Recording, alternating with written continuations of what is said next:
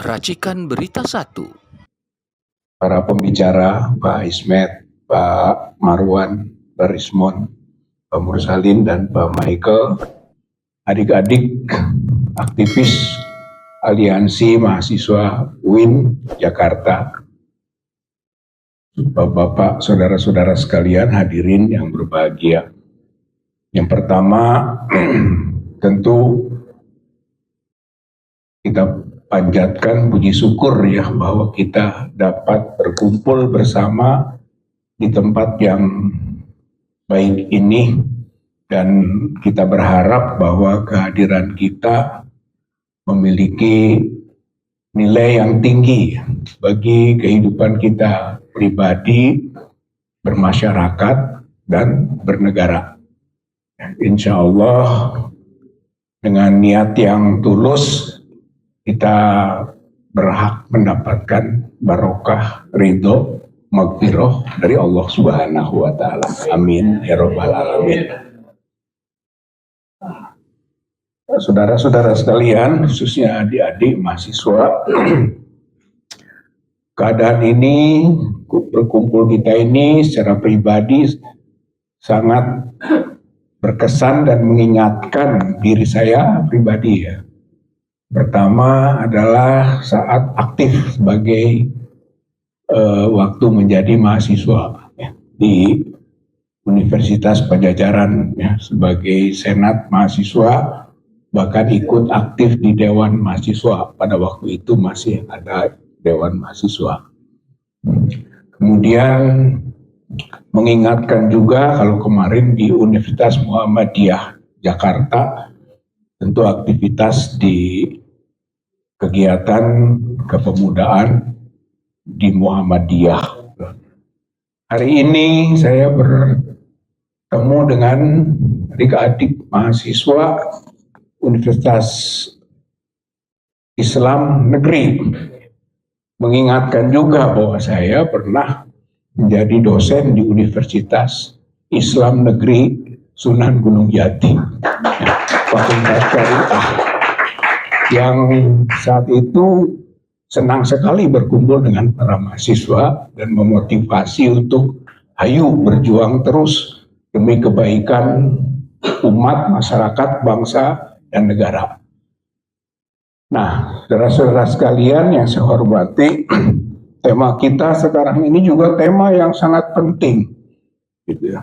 Karena ada peristiwa yang mungkin kita juga semua mengalami pada waktu itu, atau sebagian di antara kita mengalami, yaitu reformasi ya, tahun 1998,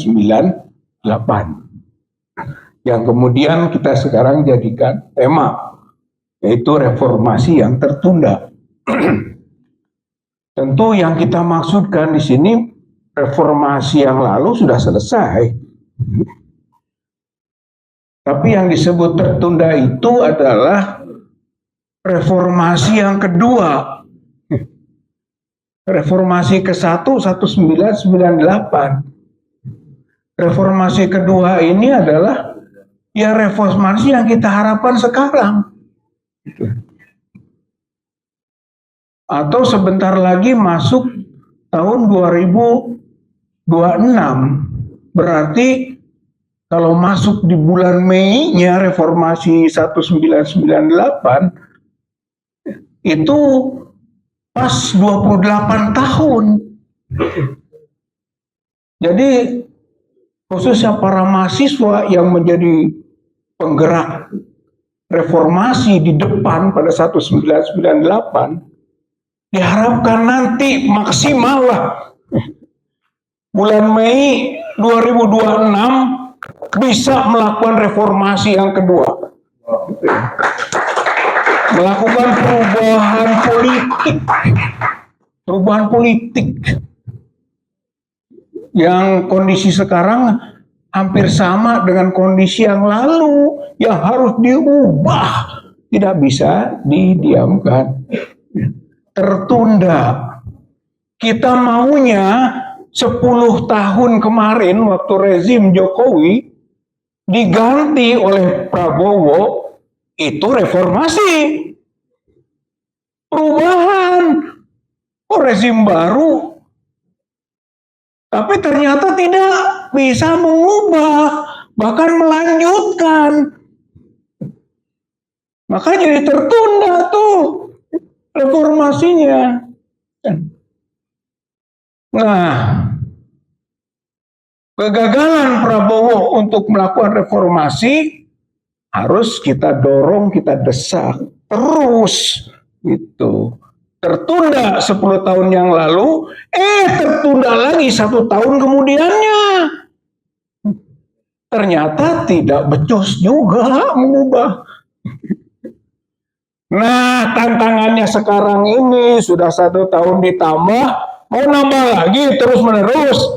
Ayo, coba kita mahasiswa punya spirit perubahan. Tadi kita ajak ya, Mei 2026 adalah batas waktu reformasi kedua yang dilakukan oleh para mahasiswa.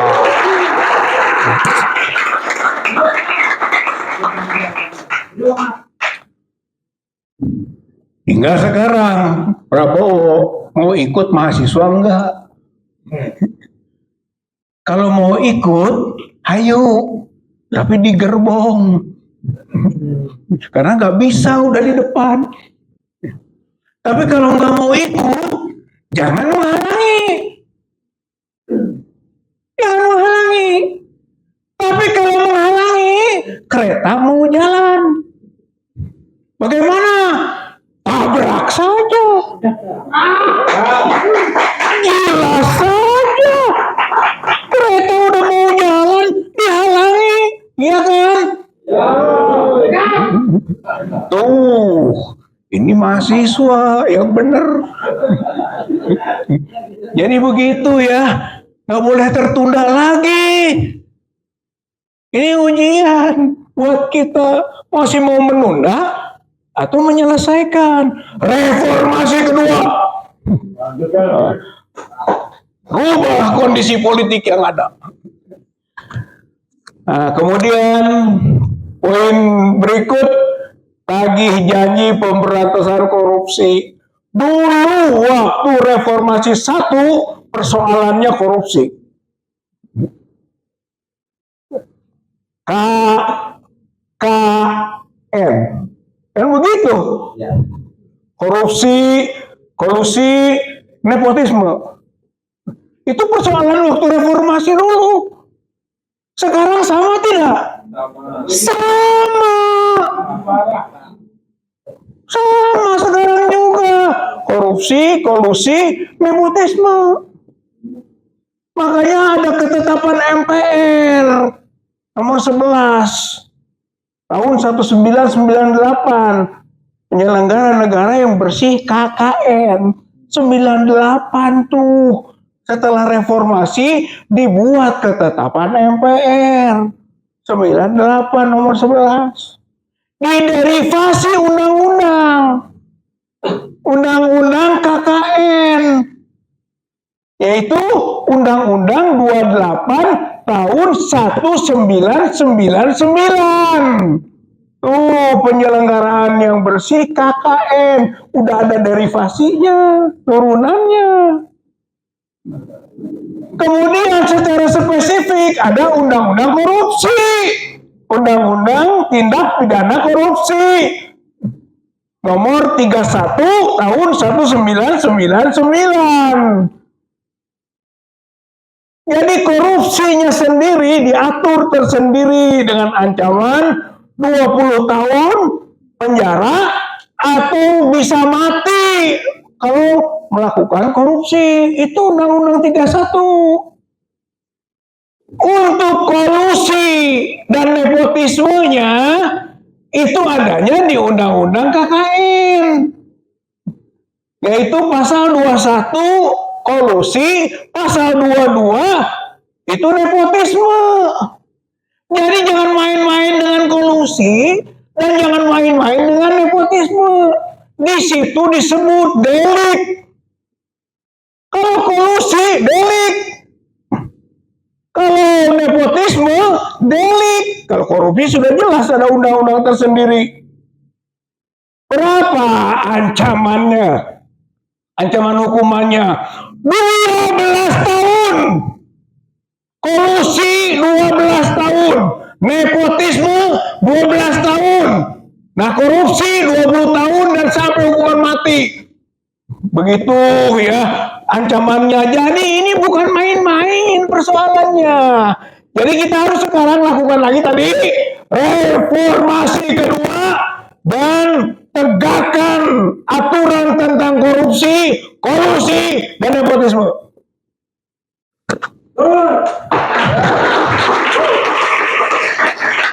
Maka siapa sekarang figurnya? Jokowi.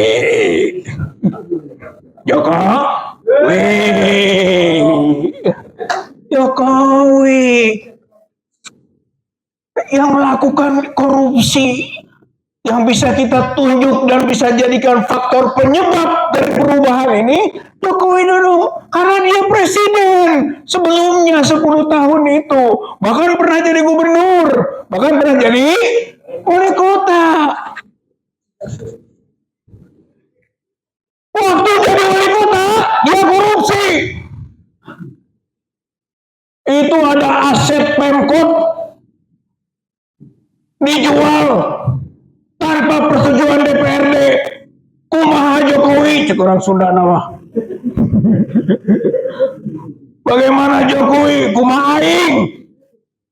Nggak pakai persetujuan dewan, dijual aset Pemkot di Tawangmangu, Hotel Maliawan, Wisma Maliawan. Lepas tuh, duitnya kemana? Kantong, rekening, atau koper, atau bunker. Tuh, Surakarta wali kota. Gubernur, korupsi lagi dia. Dana pendidikan dikorupsi sampai persuradiran. Di proses itu bawahannya, tapi alirannya ke gubernur pasti. Soal pengadaan bus Transjakarta, kepala dinasnya dihukum. Kemana salurannya? Ke gubernur. Gubernur itu namanya Jokowi.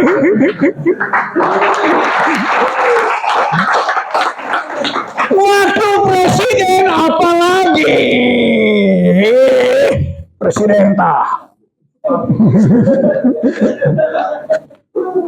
Dua jalur kalau presiden. Jalur birokrasi, jalur proyek. Jalur birokrasi, lihat menteri-menterinya. 6 menteri dihukum karena korupsi. Tambah wakil menteri, tambah ada sisa-sisa menteri rezimnya yang sampai sekarang masih juga diproses. Nadiem misalnya, Yakut misalnya disebut-sebut, itu rezimnya Jokowi itu. Sebelumnya, yaitu 6 menteri, ada dari Gerindra, ada dari PKB, ada dari Golkar, ada dari PDIP. Ya, itu birokrasi, belum bawahannya banyak, itu struktur bawahnya, dirjennya, terus ke bawah. Birokrasi itu rezim Jokowi, rezim korup dari jalur birokrasi.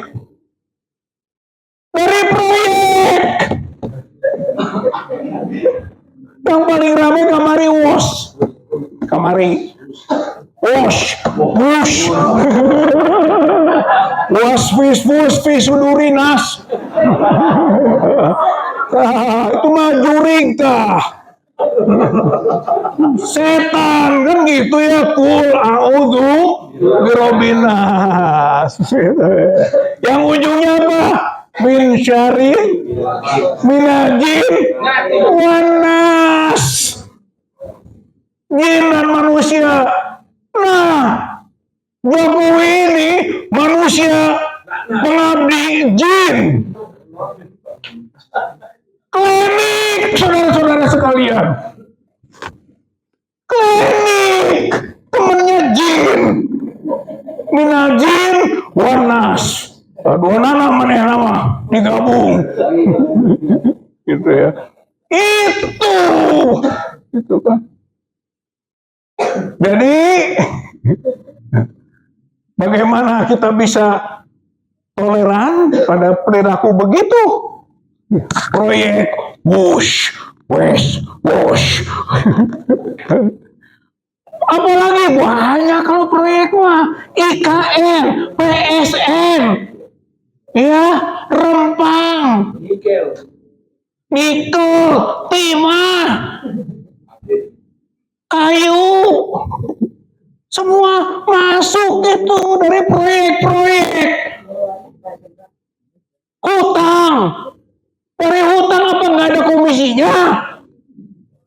Banyak dan besar komisinya. Hutang belum bayar tapi komisi udah dapat. Makanya ada teman kita bilang bangker kan?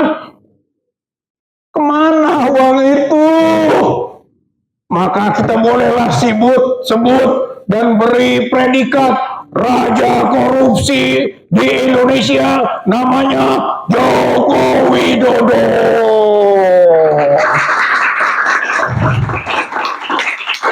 Bukan hanya sampai presiden.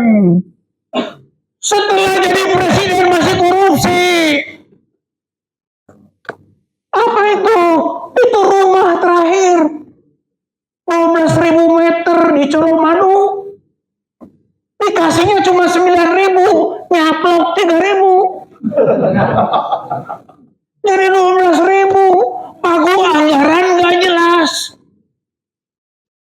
Lalu berapa yang dialokasikan oleh Kementerian Sekretariat Negara, oleh Mensesneknya, karena itu kolusi. Kemudian aturannya dibuat sendiri sama Sri Mulyani.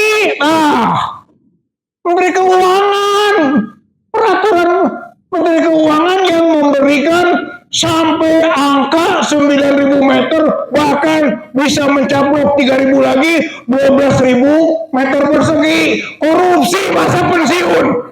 Bayangkan sampai masa pensiun masih korupsi. Jadi kita tagih. Ya apa sekarang yang mau ditagih? Prabowo katanya korupsi sampai Antartika mau dikejar, benar kan? Antartika mau sampai sana dikejar, yang di depan mata tidak dilihat.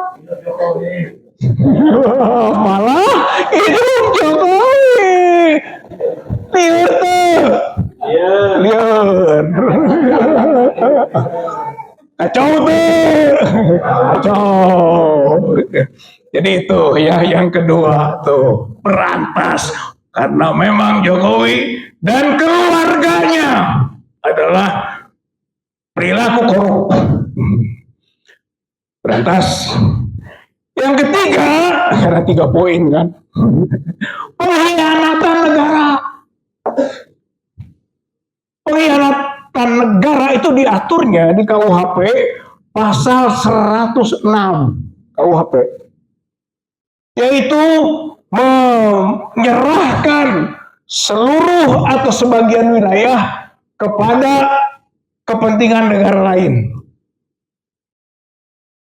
Siapa yang punya potensi sekarang negara lain yang bisa mengambil wilayah Indonesia sebagian atau mungkin seluruhnya? Cina.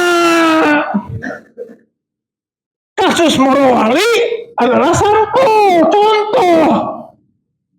Jadi sudah kena sebenarnya pasal 16 KUHP. Berapa tahun ancamannya? 20 tahun. Bahkan sampai seumur hidup. Itu sanksinya untuk menyerahkan sebagian atau seluruh wilayah untuk kepentingan asing. Morowali, Halmahera Utara, Bitung, sebenarnya banyak bandara-bandara yang dibuat oleh perusahaan-perusahaan yang tanpa kontrol negara. Itu pengkhianatan. Kita masih usul sekarang. yang lebih eksplisit, bikin undang-undang pengkhianatan bangsa. Karena apa? Pengkhianatan bukan hanya aspek ekonomi, tapi politik, budaya, hukum, sosial, multidimensi pengkhianatan itu. Maka harus diatur oleh undang-undang tersendiri. Buatlah atau desak agar ada undang-undang pengkhianatan bangsa atau pengkhianatan negara. Nah, yang terakhir, kita sebagai mahasiswa, ya, reformasi ceritanya itu domain mahasiswa. Bicara reformasi domain mahasiswa. Kalau bisa perubahan evolusi bagus, nggak bisa reformasi. Reformasi nggak bisa revolusi. Kalau reformasi tidak bisa revolusi. Tinggal milih aja mau revolusi mau reformasi. Intinya itu ya. Jadi mahasiswa, ayo bangun, gum, fa'anzir, bangun, beri peringatan. Negara harus ada tazkirohnya, harus diperingatkan oleh kita. Bangun mahasiswa, bangun. Setelah bangun apa? Bergerak. Reformasi lagi. UMJ memulai bertindak lanjut berikut UIN. Mimbar bebas di UIN. Besok bikin mimbar lagi yang di tempat-tempat lain, di kampus-kampus lain, sehingga mahasiswa bergerak. Maksud bangun, maksudnya bergerak. Beri batas waktu tadi reformasi ya. Jangan sampai tidak ada batasnya. Batasnya Mei 2026. Seperti reformasi dulu Mei, Hari Kebangkitan Nasional. Bangkit bangsa ini. Jangan ngajak gue, cicing gue. Tidak ada perubahan apa-apa. Nah, yang terakhir lagi. Terakhir emang bener terakhir nanya. Kita ini kan kampus Islam. Ya kan? UIN.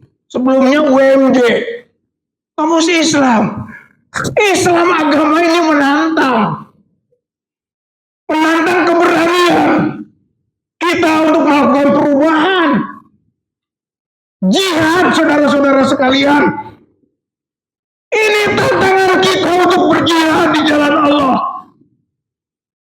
Hal adulukum ala tijaratin tunjikum min azabin alim tu'minuna billah wa rasulihi wa tujahiduna fisabilillah bi amwalikum wa anfusikum zalikum khairul lakum in kuntum ta'lamun yaghfir lakum dzunubakum wa yudkhilkum jannatin tajri min tahtihal anhar wa masakin thayyibatan fi jannati adn zalika fawzul azim wa ukhra tuhibbunaha nasrun minallah wa fathun qarib. Enggak dijamin pertolongan dari Allah dan kemenangan yang dekat. Kalau mau jihad, itu jihad. Ayo anak-anak muda, ayo para mahasiswa, kita berjihad menegakkan kebenaran, keadilan, dan kejujuran di negeri yang sudah rusak ini. Mudah-mudahan Allah membantu kita dan menolong kita, memudahkan perjuangan kita, dan memenangkan perjuangan ini, serta menjadi wasilah bagi surga Jannatun Naim kelak kita. Terima kasih perhatiannya. Allahu Akbar. Allahu Akbar. Allahu Akbar. Assalamualaikum warahmatullahi wabarakatuh.